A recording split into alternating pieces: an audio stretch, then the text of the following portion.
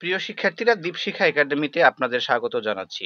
আজকে আমরা ভাগ করার খুব সহজ একটি পদ্ধতি নিয়ে আলোচনা করব। চলো প্রথমে আমরা 10 দিয়ে 100কে ভাগ করি। আমরা অনেকেই 10 দিয়ে 100কে ভাগ করতে গিয়ে 10 10-এ 100 এভাবে লিখি, কিন্তু এটি আসলে সঠিক নয়। চলো সঠিক পদ্ধতিতে আমরা ভাগটি শিখি।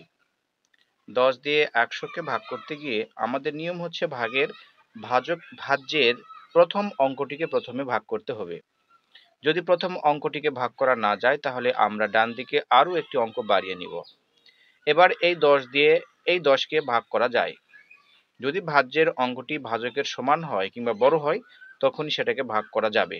তাহলে আমরা 10কে ভাগ করতে এবার পারি, একবার দিতে পারি 10 একে 10। এবার ভাজ্যের একটি শূন্য আমরা নামিয়ে আনব। এখন ভাজ্য থেকে যখন কোনো অঙ্ক সরাসরি আমরা নামিয়ে আনবো তখন সেটাকে আবারও ভাগ করতে হবে। কিন্তু ভাগ করতে গিয়ে দেখা গেল 10 দিয়ে শূন্যকে ভাগ করা যাচ্ছে না, কারণ শূন্য অনেক ছোট। আর এমন অবস্থায় আমরা ভাগফলে একটি শূন্য দিব। 10 শূন্য 0। এটি হচ্ছে ভাগের সঠিক নিয়ম এবং সঠিক উত্তর 10।